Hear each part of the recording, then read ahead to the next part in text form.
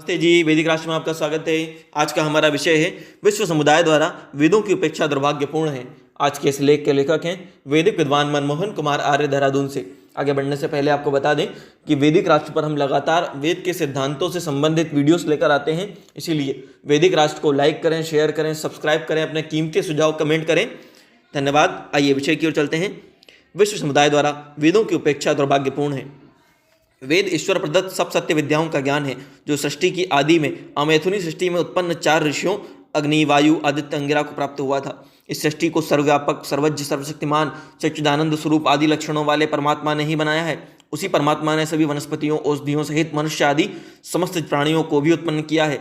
मनुष्य के शरीर और उसके मन व बुद्धि आदि में भी परमात्मा ने ही बनाया है, अतः बुद्धि के विषय ज्ञान को भी परमात्मा ही प्रदान करता है। यदि इस सृष्टि के आरंभ में परमात्मा वेदों का ज्ञान न देता तो संसार का प्रकाश, ज्ञान का प्रकाश संसार में ना होता। मनुष्यों में यही सामर्थ्य नहीं है कि वह परमात्मा से वेद का ज्ञान प्राप्त किए बिना स्वयं किसी भाषा और ज्ञान का विस्तार कर सके। ईश्वर ना हो तो यह सृष्टि भी नहीं बन सकती थी, ना ही इसमें मनुष्य आदि प्राणी जन्म ले सकते थे। अतः सभी मनुष्यों को इस सत्य रहस्य को समझना चाहिए। वेदों की उपेक्षा ना कर, वेदों का अध्ययन कर, इसमें उपलब्ध ज्ञान को प्राप्त होकर इसका लाभ उठाना चाहिए। महर्षि दयानंद ने अपने समय में अपनी कुछ शंकाओं का उत्तर संसार के किसी मत पंथ ग्रंथ में न मिलने के कारण ही सब सत्य विद्याओं की खोज की थी। उन्हें यह ज्ञान चारों वेदों, वैदिक साहित्य जो ऋषियों द्वारा रचित है उनमें प्राप्त हुआ था। आज भी वेद ही सब सत्य विद्याओं के ग्रंथ होने के शीर्ष और उच्च स्थान पर विराजमान है। वेदों का अध्ययन कर ही मनुष्य ईश्वर, आत्मा और प्रकृति सहित अपने कर्तव्य और अकर्तव्यों का बोध करता है।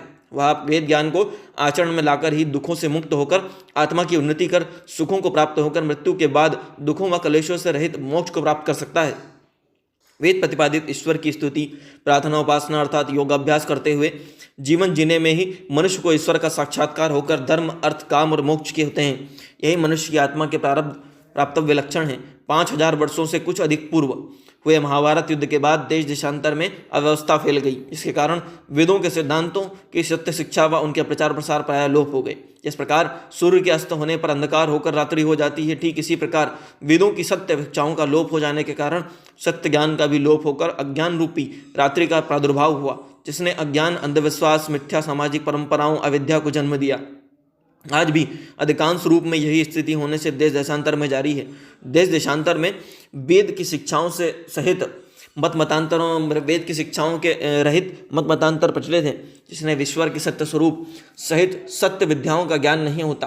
किसी को ना तो ईश्वर का साक्षात्कार होता है, न ही अकर्तव्यों का ज्ञान होता है, जिस कारण से संसार में अकर्तव्यों को करने से अशांति, दुख का विस्तार हो रहा है। वैदिक धर्म प्राणियों पर दया, अहिंसा, करुणा पर आधारित है। इसका वर्तमान संसार में लोप ही प्रतीत होता है। इस कारण भी संसार में अनेक प्रकार के हिंसा का वातावरण देखा जाता है। लोग सत्य का धर्म पालन न कर अपने प्रयोजन की सिद्धि में हठ, दुराग्रह, अविद्या का प्रयोग करते हैं, जिससे मनुष्यों का जीवन दुख और चिंताओं से युक्त हो जाता है। इनका एक ही उपाय है कि वह महर्षि दयानंद के विचारों का मनन करें, उनकी ग्रह शिक्षाओं को अपनाएं तथा मानव जाति का समुचित उत्थान होकर सभी मनुष्य जीवन के लक्ष्य मोक्ष की प्राप्ति में अग्रसर होकर उसे प्राप्त हो सकें। ऋषि दयानंद ने इसी उद्देश्य की पूर्ति के लिए सत्यार्थ प्रकाश ग्रंथ की रचना की थी। इस ग्रंथ के प्रथम 10 अध्यायों में वेद की मान्यताओं और सिद्धांतों को प्रकाश मंडन किया गया। सभी मतों के लोग इसे पढ़कर इसकी सत्यता की परीक्षा करते हुए इसके लाभ और हानि पर विचार कर सकते हैं। इस ग्रंथ के उत्तरार्ध में संसार में प्रचलित प्रायः सभी मतों के सत्यासत्य की परीक्षा की गई है। इसे भी लोग पढ़कर विचार करके सत्य व ग्रहण और सत्य का त्याग करते हुए संसार को सुख और शांति को प्राप्त कराने की दिशा में अग्रसर कर सकते हैं। यही ऋषि दयानंद का उद्देश्य विदित होता है। वर्तमान में कोई भी मत व संप्रदाय इस आवश्यकता की पूर्ति करता नहीं दिख रहा। ऐसा देखने में आता है कि कोई भी मत दूसरे मतों की अच्छी बातों का भी ना तो ग्रहण करता है, ना ही अपनी अतार्किक और अहितकर बातों पर विचार का त्याग करने का प्रयत्न करता है। इस दृष्टि से मनुष्य परमात्मा प्रदत्त अपने मन, बुद्धि, आत्मा का सदुपयोग न करके कुछ विपरीत आचरण करता हुआ दिखाई देता है।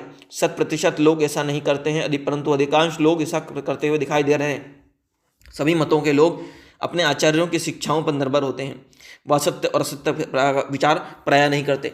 वह अपने आचार्यों की प्रत्येक बात का विश्वास करते हैं। आचार्यगण अपने हित और अहित के कारण ही बातों को देखते और अपनाते हैं। इस कारण सत्य ज्ञान से युक्त ईश्वरीय ज्ञान वेदों के साथ न्याय नहीं हो पा रहा है।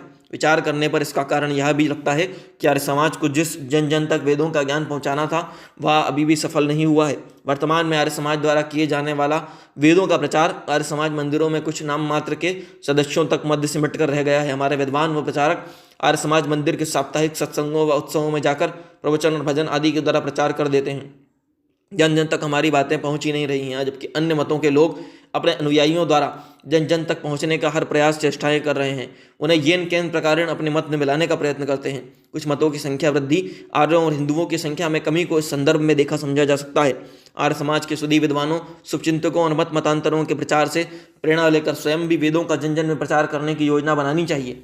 यदि ऐसा ना हुआ तो आने वाले समय में देश और आर्य हिंदू जाति के लिए इस उपेक्षा का परिणाम गंभीर और हानिकारक हो सकता है। अपने कर्मों का विचार करें, उन्हें प्रभावशाली बनाएं जिससे अभिष्ट लाभों को प्राप्त हो सकें। इसके लिए हमें संगठित होना होगा, योग्य और निष्पक्ष अधिकारियों को अधिकार प्रदान करने होंगे, तभी हम अभिष्ट मार्ग का अनुगमन कर उद्देश्य में सफल हो सकते हैं। ईश्वर की व्यवस्था पर विचार करते हैं तो वह हमें सत्कर्मों का प्रेरक, कर्मानुसार जीवों को सुख और दुख देने वाला विधाता सिद्ध होता है। वेद परमात्मा का विधान है, इसमें मनुष्य के कर्तव्य और अकर्तव्यों का ज्ञान कराया जाता है। जो मनुष्य वेदाध्ययन नहीं करता उसे अपने कर्तव्यों और अकर्तव्यों का भी ज्ञान नहीं होता। इसी स्थिति में मनुष्य से अवैदिक कर्मों का ज्ञान हो जाता संभव है। इसका परिणाम ईश्वरीय दंड विधान के अनुसार दुख होता है। इसका कारण बुद्धि और वाणी प्राप्त सभी मनुष्य कर्तव्य हैं कि ऋषि के बनाए हुए वेदानुकूल सत्य ग्रंथों का स्वशास्त्रों का अध्ययन करें, उनकी सत्य शिक्षाओं का आचरण, पालन और प्रचार करें। यदि हमने अपना कोई भी कर्म ईश्वर की आज्ञा से विपरीत किया है तो हम दंड और दुख के भागी अवश्य होंगे। एक स्कूल के अध्यापक व परीक्षक का उदाहरण भी लिया जा सकता है। सब बच्चे स्कूल में प्रवेश लेने व अध्ययन करने के लिए स्वतंत्र होते हैं। जो स्कूल में प्रवेश लेकर परिश्रम पूर्वक अध्ययन करते हैं उनको ही ज्ञान की प्राप्ति होती है। परीक्षा में उन्हें पूछे गए प्रश्नों के उत्तर अपने ज्ञान के अनुसार लिखने और देने की स्वतंत्रता होती है। जो छात्र प्रश्नों के ठीक उत्तर देगा वह उत्तीर्ण होता है और जो नहीं देता वह फेल हो जाता है। परीक्षा के समय परीक्षक और अध्यापक अपने विद्यार्थियों का सही और गलत ज्ञान नहीं कराते। एक अध्यापक अपने ही शिष्यों जो कि परीक्षा में प्रश्न ठीक उत्तर नहीं देते उन्हें फेल कर देता है। कुछ अनुत्तीर्ण विद्यार्थियों को स्कूल की प्रतिष्ठा को देखते हुए प्रवेश भी नहीं दिया जाता। यह ऐसा न्याय का पालन करने वाले अध्यापक और शिक्षक ऐसा करते हैं। ईश्वर का विधान भी तर्क और युक्तियों पर आधारित है। परमात्मा भी अपने ज्ञान वेद का अध्ययन न करने वाले, उसके अनुसार आचरण न करने वाले लोगों को उनकी योग्यता और अयोग्यता के अनुसार उत्तीर्ण और अनुत्तीर्ण, सुख और दुख रूपी पुरस्कार और दंड देता है। हमें संसार के सब लोगों को इस उदाहरण में निहित शिक्षा को जानकर उसके अनुसार व्यवहार करना चाहिए। वेदों के अध्ययन व अध्यापन में मनुष्य जाति के लिए अनेक लाभ हैं।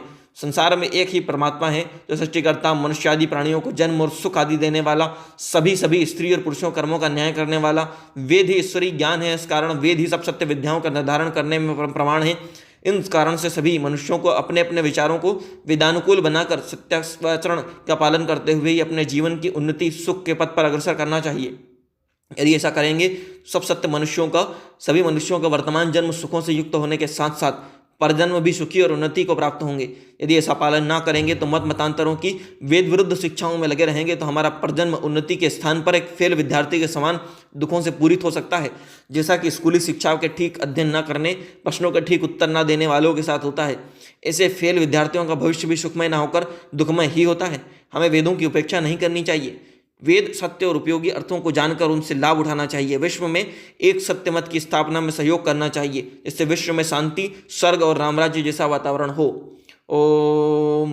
प्रस्तुत लेख के लेखक हैं वैदिक विद्वान मनमोहन कार, आर्य, देहरादून से। इस तरह के अन्य वैदिक लेखों के लिए, प्रेरणादायक कहानियों के लिए, महापुरुषों के जीवन प्रसंगों के लिए वैदिक राष्ट्र यूट्यूब चैनल को लाइक करें, शेयर करें, सब्सक्राइब करें, बेल आइकन की घंटी को दबा दें ताकि अपने हमारे कीमती सुझाव हमें अवश्य दें। धन्यवाद।